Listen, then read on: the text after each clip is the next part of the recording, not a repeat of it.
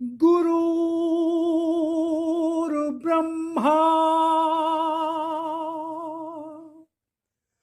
गुरुर्विष्णु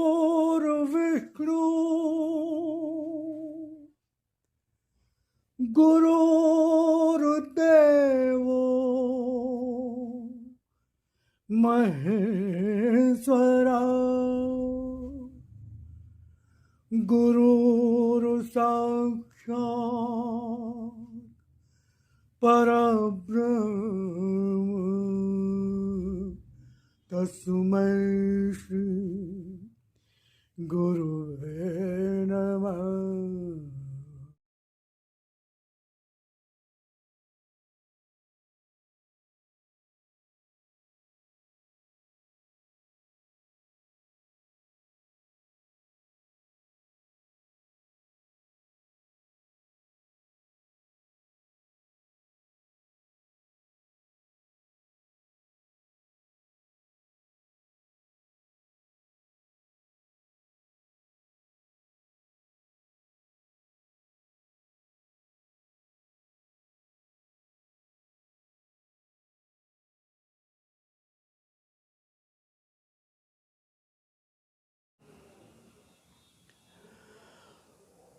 ॐ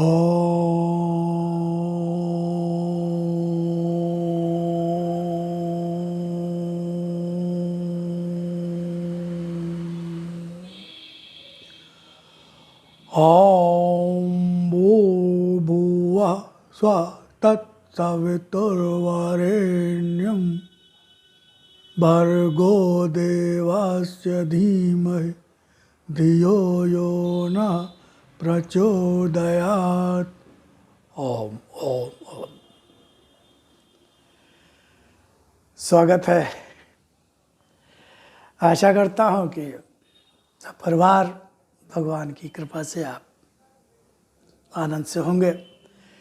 तो आज परम पूज्य श्री कृष्ण चेतनावतार देवी माँ की प्रार्थना, क्योंकि जैसा कि मैं कहता आ रहा हूँ कि प्रार्थना का भक्त के जीवन में होना बहुत ज़रूरी है। और प्रार्थना कैसी हो, कैसे शब्द हो, कैसे भाव हो, प्रार्थना में क्या मांगना है, क्या कहना है, इसका भी समझ और ज्ञान होना बहुत आवश्यक है।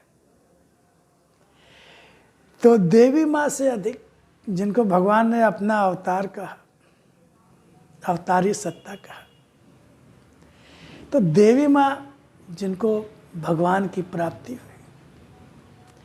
वो ध्यानावस्था में कैसी अगर वैसी ही प्रार्थना हमारे जीवन में भी साकार हो जाए, उसी भाव से, उसी भाव में डूबकर हम भी भगवान से प्रार्थना वैसी कर सकें, तो हमें भी भगवत प्राप्ति, भगवत भक्ति का आनंद मिल सकता है, उपलब्धि हो सकती है। और सारे दुख, कष्ट, चिंता, फिक्र, भय, भ्रम से हम मुक्त हो सकते हैं। और कौन नहीं चाहता? आप नहीं चाहते क्या? आप भी, हम सब चाहते हैं। लेकिन हम सब कहीं ना कहीं सही राह पे नहीं है। सही राह पे होते तो अब ये बात करते साहब कैसे, तो भाई हम अगर अब चिंतित रहते हैं, भयभीत रहते हैं, अपने को असुरक्षित महसूस करते हैं, दुखी परेशान रहते हैं, तनाव में रहते हैं, बहुत सारी बीमारियां हैं, तो इसका मतलब कहीं ना कहीं तो कुछ गड़बड़ है ना, गड़बड़ है। हम कुछ भी कर रहे हैं, कितनी पूजा पाठ कर रहे हैं, क्योंकि भक्ति का फल तो आनंद होता है, भक्ति का फल तो निर्भयता, निश्चिंतता होता है, भक्ति का फल तो पूरी तरह से जो है आनंद में होना होता है। वो आनंद सुख में अंतर है, आनंद और सुख में अंतर। सुख आता जाता रहता है, सुख बाहरी परिस्थितियों पर निर्भर करता हो, आनंद अंदर की अवस्था होती है। जब अंदर की अवस्था जो पहले से है, जो वो प्रकट हो जाती है, निर्मित हो जाती है, तो फिर बाहर कुछ भी हो, कोई फर्क नहीं पड़ता।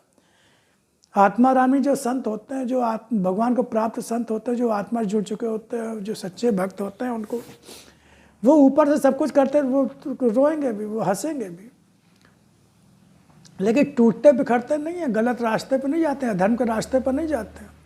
अपने सुख के लिए, अपने लाभ के लिए किसी को कष्ट नहीं देते, दुख नहीं देते, अन्याय नहीं करते। तो इसको हमें समझना, ज़्यादा समय नहीं लूँगा मैं इसको। तो देवी माँ ने जो ध्यानावस्था में जो प्रार्थना की, प्रार्थना संख्या 70 अर्पण भाग 2, तो मैं इसका पाठ करता हूँ। आप इसको बहुत ध्यान से सुनेंगे, एक एक शब्द को बहुत ध्यान से सुनेंगे, समझेंगे। मुझे शक्ति चाहिए कि मैं तेरे ही लिए जी सकूं।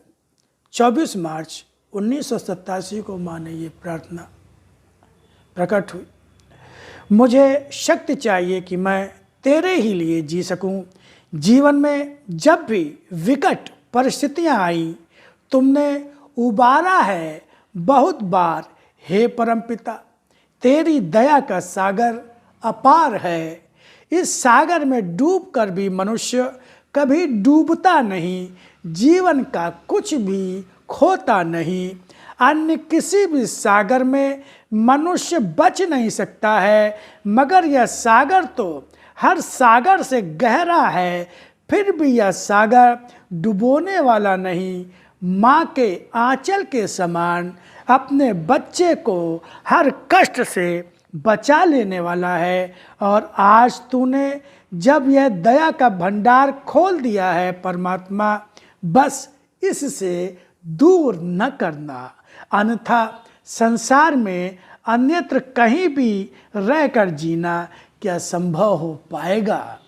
हे परमपिता, तूने सदा ही जीवन रक्षा की, मान सम्मान की रक्षा की, हर कष्ट से उबारा। फिर भी कितना दुर्बल है मानव मन, जो जरा सा अगर हवा का तेज झोंका भी देखता है तो रो देता है। वह रोता है इसलिए क्योंकि उसका तुझ पर विश्वास ही अधूरा है। अगर विश्वास ही पूर्ण होता तो रोता ही किस लिए। वह तेरी गोद में स्वयं को पाकर निश्चिंत हो जाता।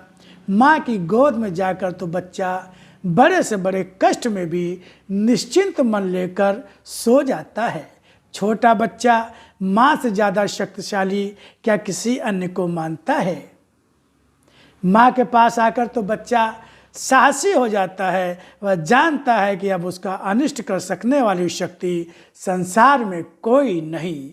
ऐसा ही विश्वास जब हमें तेरी संतान को तुझ पर होगा मेरे परमात्मा, संसार के किसी भी कष्ट को झेलना मुश्किल नहीं दिखाई देगा।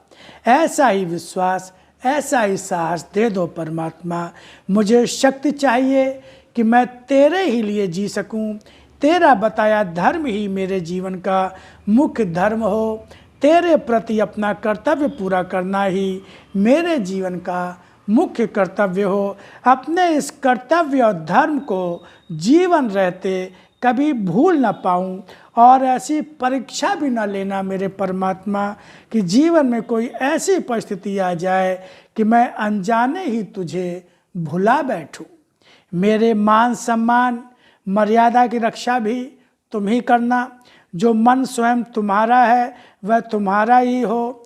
तुमसे अगर अलग कुछ भी ना हो, तुमसे अलग कुछ भी ना हो, तुमसे अलग कुछ भी ना हो, अपना सोचने के लिए भी कुछ भी ना हो, तुमसे मन एक रूप हो सके।